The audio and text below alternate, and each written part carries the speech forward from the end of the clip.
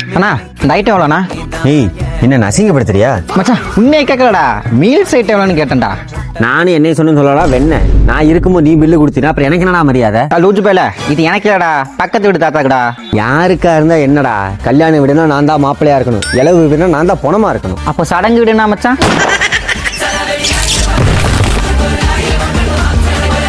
ஓகேடா ஓகேடா. யாரா?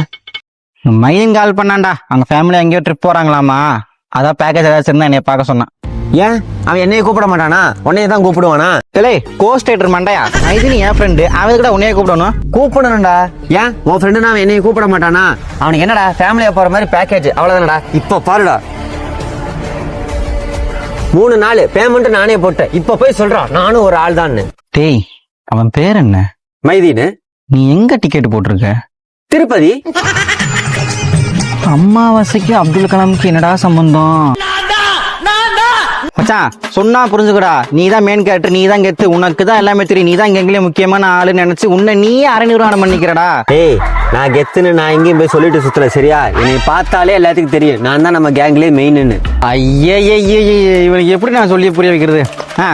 திருநீர் எதுல பண்றாங்க? மாட்டு சாணியில. எருவாட்டி எதுல இருந்து கிடைக்குது?